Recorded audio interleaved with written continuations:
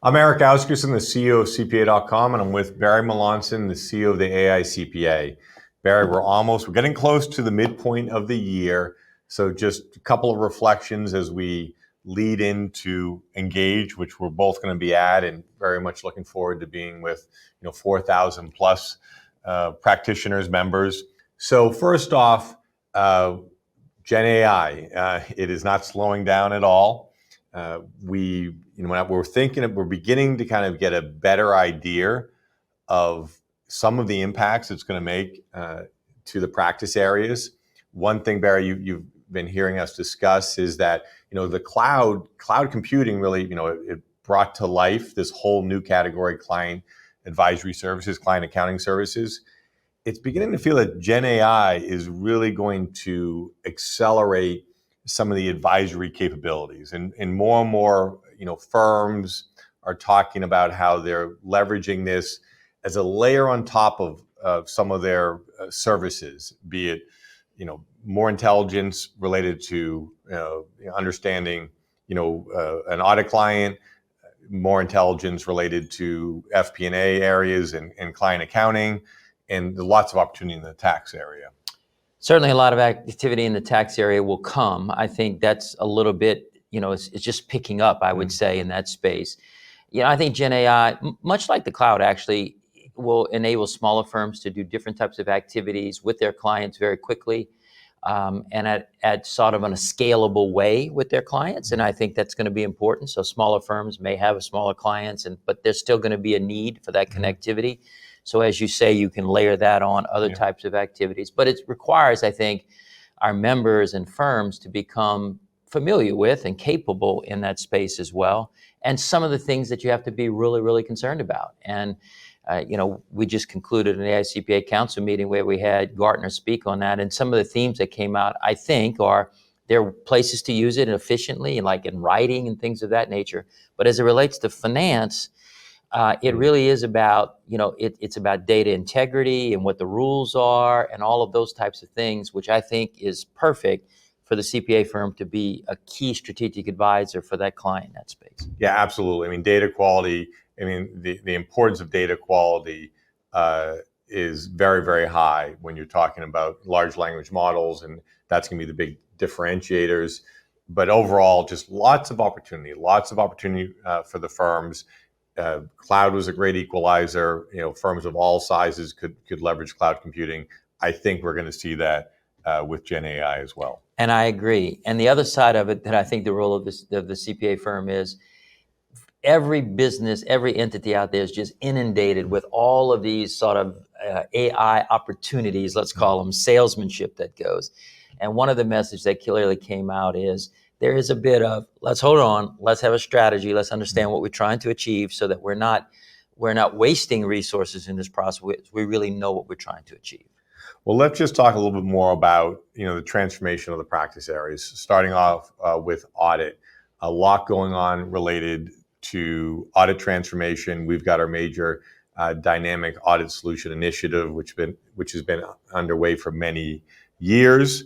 The exciting thing is right now, it is in a full rollout phase. We've got over 4,000 users on the platform right now, and what we're the important things that we're seeing is that with the transformation of the methodology, we're seeing greater efficiencies, which is it's a better methodology, really tailored to the risk-based approach. So that's first. Secondly, just the engagement with the young professionals, a modern platform, cloud-based, cloud-native, really leveraging all the intelligence of an audit professional, and giving them capabilities that they necessarily haven't had previously. And finally, just quality and client value. Right. So in all three of those layers, remember, the objective of Dynamic Audit Solution was to, in effect, transform the audit or reinvent the audit, if you want to put it in simple terms.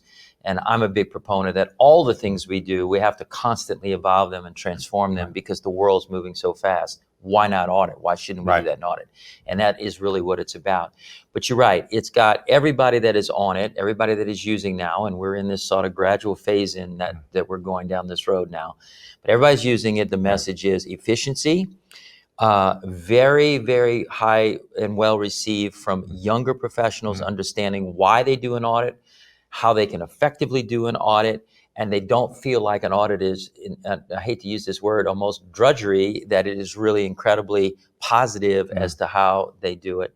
And then a really, really important thing with more of the strategy and top down, which frankly was more like the origins of audit, is really understanding the business, the client, and creating a different set of value. And you can do that and still remain absolutely independent, but you can have a group of people, an audit team, that with technology and these tools today and the methodology changes, really understand that business differently and understand how to create a different outcome for the client.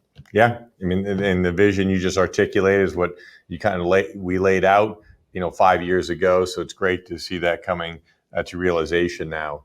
Shifting to client advisory services, we've all have seen that is clearly the highest growth area right now in firms. Very exciting. Still a huge opportunity though to accelerate that further. One big trend, strategic trend we're seeing, and this is with larger size firms, is the convergence of the client advisory services area, the CFO advisory, and the VAR, or the implementation of ERP systems. And I think this is very important, because how firms are looking at this now is they actually are, when they first have a client that has distress in their accounting services department, they're bringing in CFO advisory to kind of say, okay, let's look at what's going on here and then make the decision. Should we move you to our client accounting services or advisory services area, or should we help you fix and advance these systems that you have internally? Yeah, I think Cass is so perfectly positioned to what's really happening in the marketplace right now on the finance side. We just completed a study we call it Future Finance 2.0. It's a global study of the transformation of the finance function. And people say, yeah, well, that's for bigger business. Well, it's true. Bigger businesses are going through major, significant transformation in their financial functions. But that comes down and has to occur in the smaller business environment as well. And that Cass relationship gives that CPA firm this unique position to be able to be on the front line on it, whether it's looking at the systems and the VAR, notion of what that is all involved, or if it's sort of outsourcing or greater efficiency in that process. And the reality, the marketplace reality, is you're going to have, particularly smaller private businesses, you're going to have them in different parts of the time spectrum there. Right. And so all of that absolutely works. But what's certain is the finance function globally and at every size spectrum with technology is going through a major transformation. And how you relate to that in a client and help them is really important. The last point I'd make, a lot of small businesses, I always like to say the entrepreneur, he or she is worried about the widgets or the services that they're doing. And they don't really think about how transformation of finance can really change their business, because they grew up with a business idea. They're entrepreneurs, right?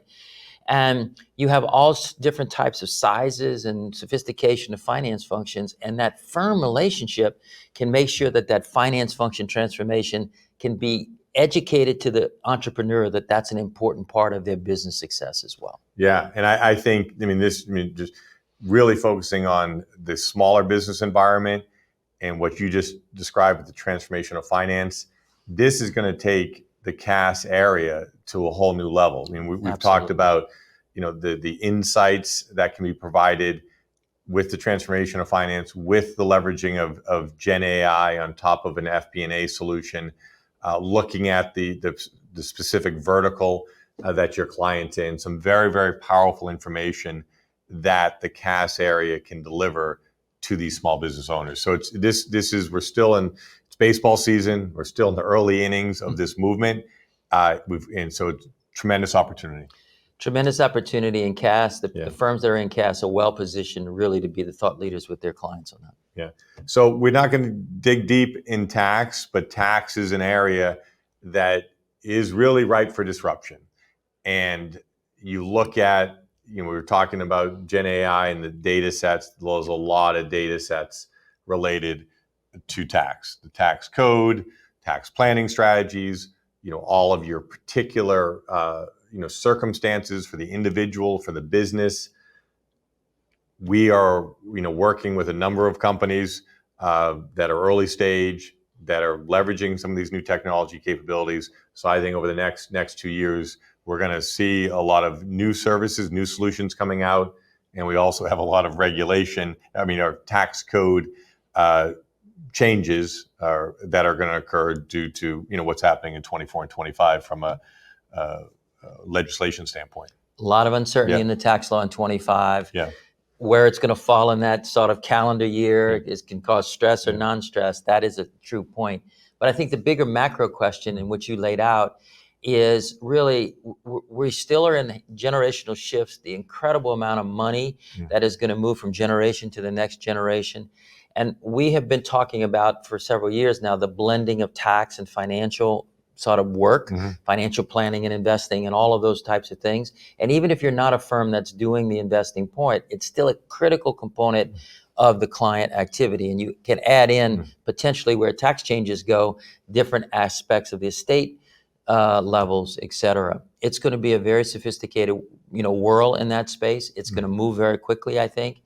And I guess the watchword I've always said is, we really need to be a profession that doesn't think about the tax return as what we're doing. It's about the totality of that financial situation for that client. The tax return is essentially a byproduct of all of that. And the next generation is definitely going to think about the tax return that way.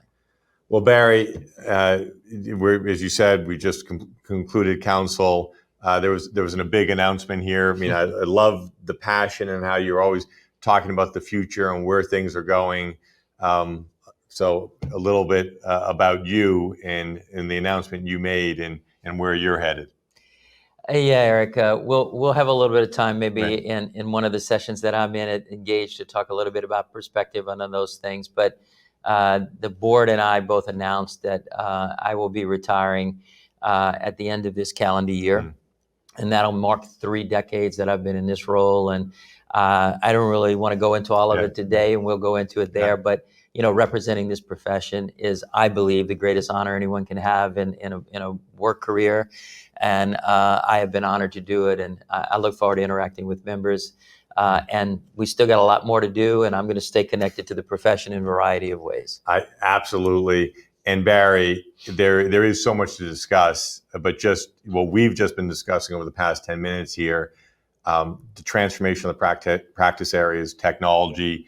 You played the defining role in starting CPA.com. So one of the many things that you have led over the past 30 years. So as you said, we've got a lot of events at Engage. Look forward to talking about it more then. But thanks for your leadership, and looking forward to continuing on and having many more great discussions like this with you today and in the future. I can't wait to see what the profession looks like 10, 15, and 20 years from now. It's going to be great. Thanks, Barry.